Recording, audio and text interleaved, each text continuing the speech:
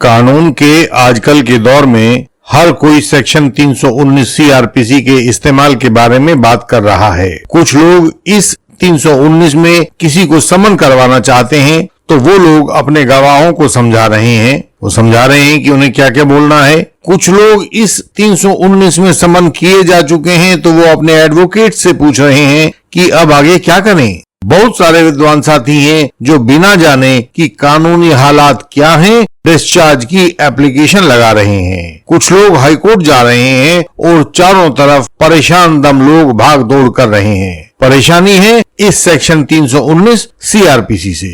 तो हमने अपने इस वीडियो के लिए इसी विषय को प्रस्तुत करना चाहा है।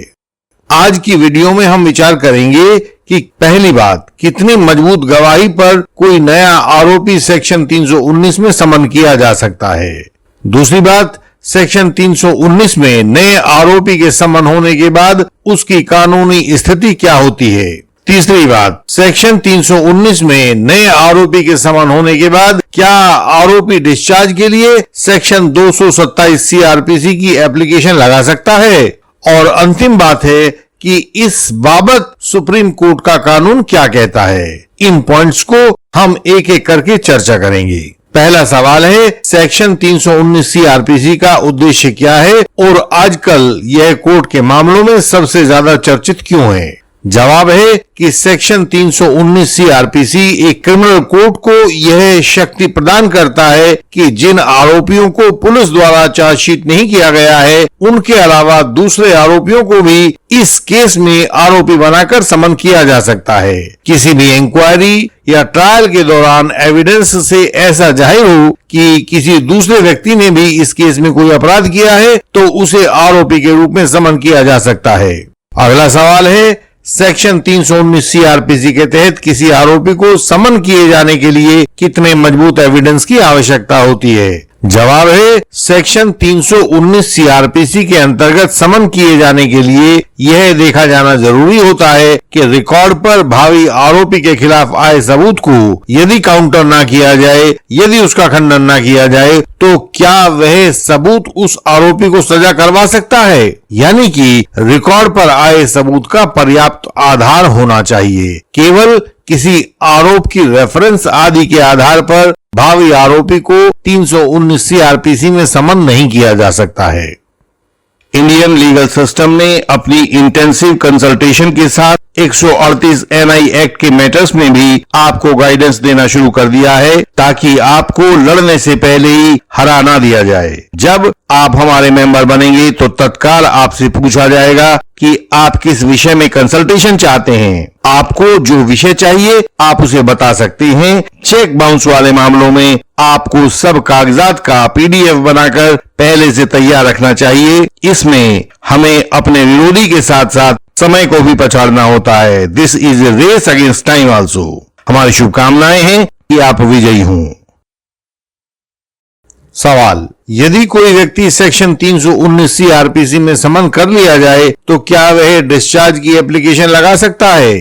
जवाब, वर्तमान में सभी courts Jogendra Yadav versus state of Bihar 2015 9 SCC 2044 में सुप्रीम कोर्ट द्वारा दिए गए निर्णय को मानते हैं, उसी का पालन किया जाता है। इस निर्णय में सुप्रीम कोर्ट ने कई महत्वपूर्ण बातें कही थी। सुप्रीम कोर्ट की बेंच का कहना था कि सेक्शन 319 सीआरपीसी के तहत की जाने वाली प्रोसीडिंग्स अधिक गहरे तथ्यों से जुड़ी होती है। कोर्ट अपने विश्लेषण के आधार पर उन तथ्यों की जांच कर चुका होता है। दूसरी ओर सेक्शन 227 सीआरपीसी पर अपेक्षाकृत हल्के लेवल का परीक्षण कोर्ट द्वारा किया जाता है। वहां कोर्ट केवल उन तथ्यों को देखता है जो पुलिस आयोग के द्वारा लाए जाते हैं। उनको जुडिशियली टेस्ट नहीं किया गया होता है। इसलिए गहरे परीक्षण से जुड़ी सेक्शन 319 सीआरपीसी की समनिंग को हल्के परीक्षण की प्रक्रिया सेक्शन 227 सीआरपीसी के द्वारा हटाया नहीं जा सकता है। सुप्रीम कोर्ट ने अपने पुराने निर्णय Hardeep Singh versus state of Punjab 2014 3 SCC 92 का हवाला दिया था कि उस केस में भी यही कहा गया है कि गहरे विश्लेषण के बाद समन किए गए आरोपी को डिस्चार्ज करने के लिए सेक्शन 227 सीआरपीसी की उस प्रणाली का सहारा नहीं लिया जा सकता जो हल्के स्तर के प्रोसिक्यूशन मटेरियल की जांच के लिए बनाया गया है। इस आधार पर यह निश्चित है कि सेक्शन 319 सीआरपीसी में समन किए गए आरोपी के पास सेक्शन 227 सीआरपीसी के अंतर्गत आरोपियों को प्राप्त होने वाला डिस्चार्ज नहीं मिल सकेगा, क्योंकि डिस्चार्ज की वर्तमान व्यवस्था पुलिस आईओ के द्वारा फाइल की गई चार्जशीट से डिस्चार्ज होने के लिए बनी है।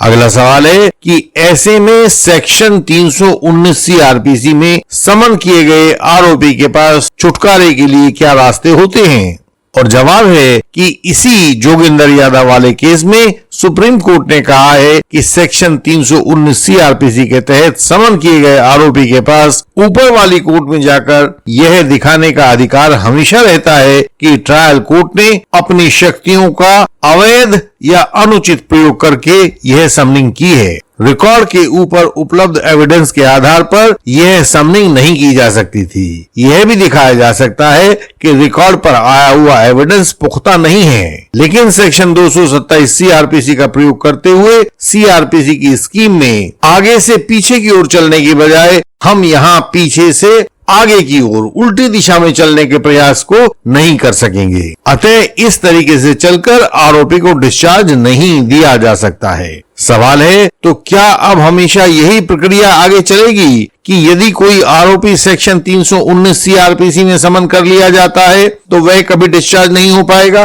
और हमारा जवाब है, कानून एक निरंतर चलने वाली और बदलने वाली प्रक्रिया है। समय के अनुसार नई मांग उठती रहती है। सीनियर एडवोकेट एस नागमुथु ने एक इसी तरह की पिटीशन अभी सुप्रीम कोर्ट के सामने लगाई थी, जिसमें आरोपी को सेक्शन 319 सीआरपीसी के तहत समन किया गया था और उसको भी सेक्शन 227 सीआरपीसी के तहत डिस्चार्ज दिया जाने से मना कर दिया था। तो ऐसे में ये सीनियर एडवोकेट साहब सुप्रीम कोर्ट के सामने आए और उन्होंने कहा कि हमें बताया जाए कि अब इस आरोपी के सामने क्या क्या भावी विकल्प हैं। उन्होंने साथ ही यह भी कहा कि ऐसे सभी आरोपियों के लिए भावी विकल्पों को तलाश करने वाली प्रणाली विकसित करने के लिए कोशिश की जाए, और सुप्रीम कोर्ट ने उनकी इस याचिका को, इस प्रार्थना को स्वीकार कर लिया है। सुप्रीम कोर्ट के जस्टिस बी.आर. गवई और जस्टिस पी. नरसिम्हा की बेंच ने इस मामले पर पुनर्विचार करने के लिए इसको स्वीकार कर लिया है और अब जल्दी ही इस पर कोई एक मानक प्रक्रिया सुप्रीम कोर्ट के द्वारा दी जाएगी। सवाल है, क्या यह बेंच इस पर कोई नया फैसला देगी? जवाब है कि सीधा सीधा तो संभव नहीं है, क्योंकि सेक्शन 319 सीआरपीसी पर अभी तक का मानक निर्णय Hardeep Singh versus state of Punjab 2014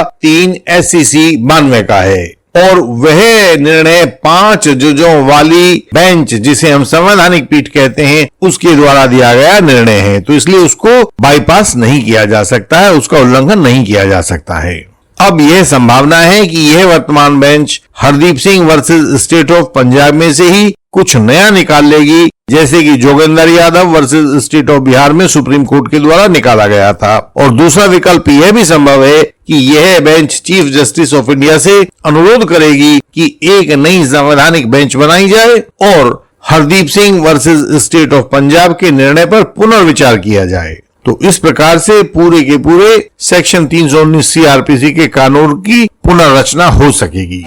आप जब भी किसी झूठे आरोप में फंस जाते हो तो हम अपने डिस्टेंस एडवोकेसी से आपको बचने की राह दिखाते हैं। हमें गर्व है कि हम अपने हजारों साथियों की कानूनी सहायता कर पाए हैं जिनको सही रास्ता दिखाई नहीं दे रहा था। आप हमारी वेबसाइट indianlegalsystem.org पर जाकर सब जानकारी अपनी सरल भाषा में पा सकते हैं। वहीं पर आप हमारी वेबसाइट के विभिन्न लिंक्स देख सकते हैं और चाहें तो वहां दिए गए सिंबल पर सर्च करके ढूंढ भी सकते हैं। जब आपको आवश्यकता होगी तो हम आपके लिए भी बेहतरीन क्रॉस एग्जामिनेशन तैयार करके भेज सकते हैं। हम आपको विजयी बनाना चाहते हैं ताकि फॉल्स एलिगेशन आपको हरा ना पाए। भारत भर में हमारी सहायता पहुंच रही है, वह आप तक भी पहुंचाई जाएगी। आप हमें बताएं कि आपकी क्या आवश्यकता है। हमसे संपर्क का तरीका सामने स्क्रीन पर दिखाई दे रहा होगा, आप इसको नोट कर सकते हैं यह हर एक वीडियो की डिस्क्रिप्शन में भी मिलेगा। सहायता पाने के लिए स्क्रीन पर दिखाई दे रहे हमारे व्हाट्सएप नंबर पर मैसेज भेजें, तत्काल आपको आगे का रास्ता बताया जाएगा। एक बार मेंबर बनने के बाद आप हमें हिंदी और इंग्लिश में अपना मटेरियल भेज सकते हैं, अन्य भाषा हो